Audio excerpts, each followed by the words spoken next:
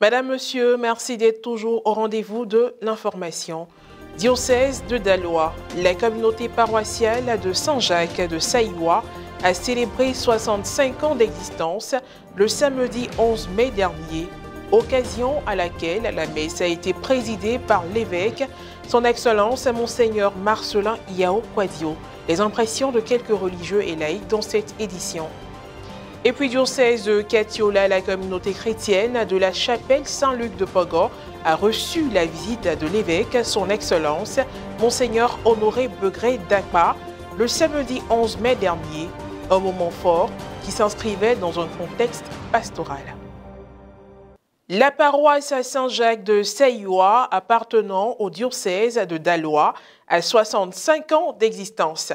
Les fidèles ont eu la grâce de célébrer ce jubilé de palissandre le samedi 11 mai dernier autour de l'ordinaire du lieu, son Excellence Monseigneur Marcelin Yao Kwadio, qui s'est dit fier de cette communauté. Retour sur des moments forts avec Pierre Richemont, commentaire Guy Roche Yao.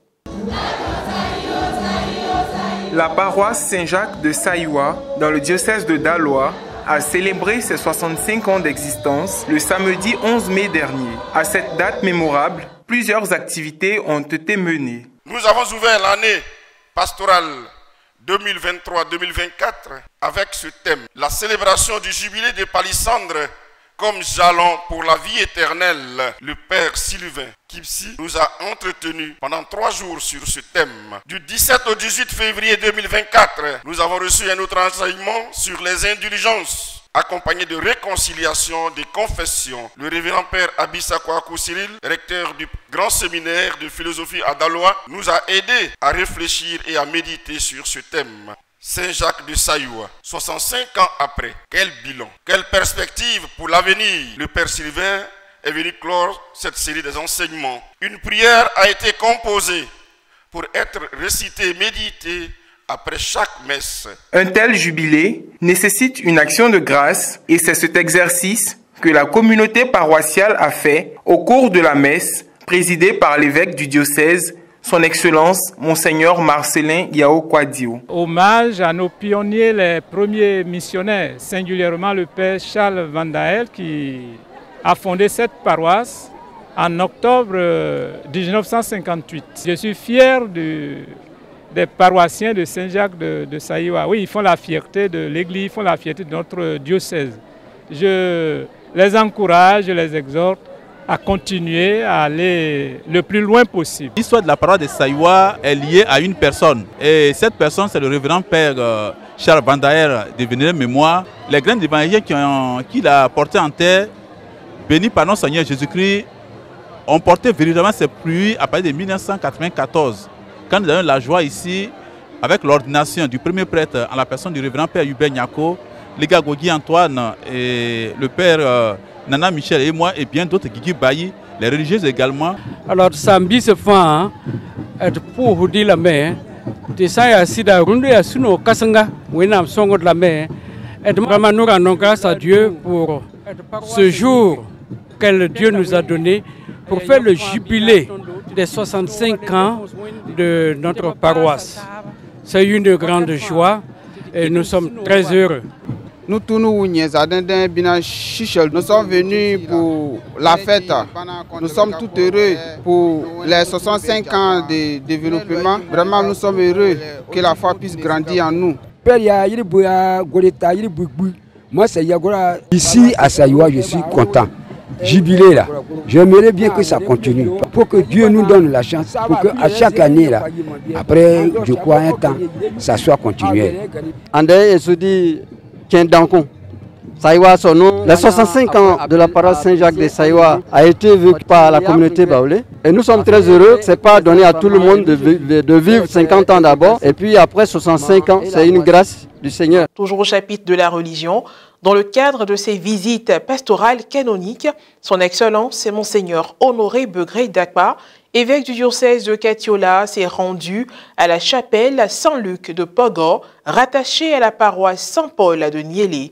C'était le samedi 11 mai dernier. Reporter d'images Serge Alain Thiémon, correspondant RNC, commentaire Morel Poti.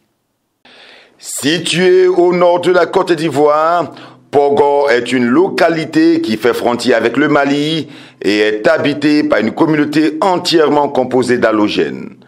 Le samedi 11 mai dernier, son Excellence Monseigneur Honoré Begré Dagba, évêque du diocèse de Kachula, auquel elle appartient, a effectué une visite pastorale canonique à la chapelle Saint-Luc rattachée à la paroisse Saint-Paul de Niélé.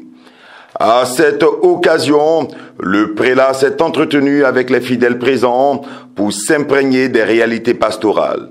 Il a également célébré une messe au sein de la chapelle qui a une petite communauté chrétienne de 30 personnes. Pendant son homélie, Monseigneur Dagba a expliqué à l'Assemblée comment Dieu exerce sa royauté vis-à-vis de l'homme. La méditation du psaume que nous avons dit, Dieu est le roi de toute la terre. Donc c'est lui qui a créé le monde. Nos parents nous disaient déjà, avant l'avènement du christianisme. Et puisqu'il a créé le monde, c'est lui qui tient la vie de tout homme dans sa main. Mais sa royauté n'est pas pour écraser. Sa royauté, c'est pour faire grandir l'homme. C'est pour sauver l'homme. À l'issue du programme établi pour la visite, des fidèles se sont dit heureux et chanceux d'avoir reçu le prélat sur leur territoire. C'est une joie, une grande joie qui m'anime de recevoir le nouvel évêque ici à Pogo.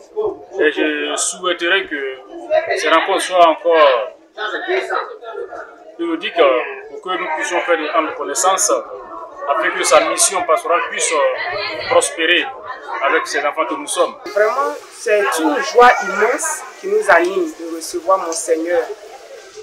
C'est une joie vraiment inexprimable, je peux dire. Nous l'avons vu lors de son ordination. Ça fait 2 fois que je le vois. En tout cas, c'est une grande joie pour moi.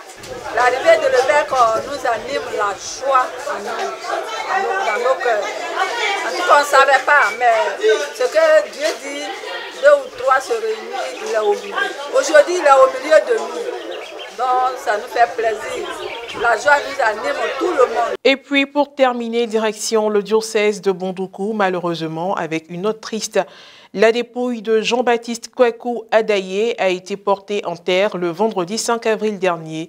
Ce catéchiste dévoué de la paroisse Sainte-Thérèse de l'Enfant Jésus de Tanda a été rappelé à Dieu le dimanche 10 mars 2024. Un compte-rendu du déroulement des funérailles religieuses avec Ferdinand Kouassi, correspondant RNC, commentaire Maria Bissier.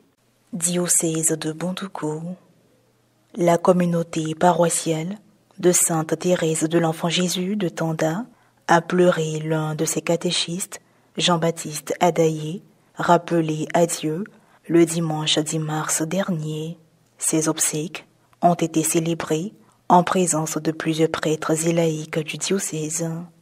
Le jeudi 4 avril dernier, la levée de corps a eu lieu sur le parvis de l'église à 17 h. La veillée religieuse a débuté autour de 21 h le même jour. Le lendemain, vendredi 5 avril, la messe de requiem a été présidée par Monseigneur Joseph Kouassi, vicaire général du diocèse de Bondoukou, assisté d'autres prêtres, dont ceux de la paroisse, Père Célestin Kofi Ibrago et Père Isidore Kwame Ngroman.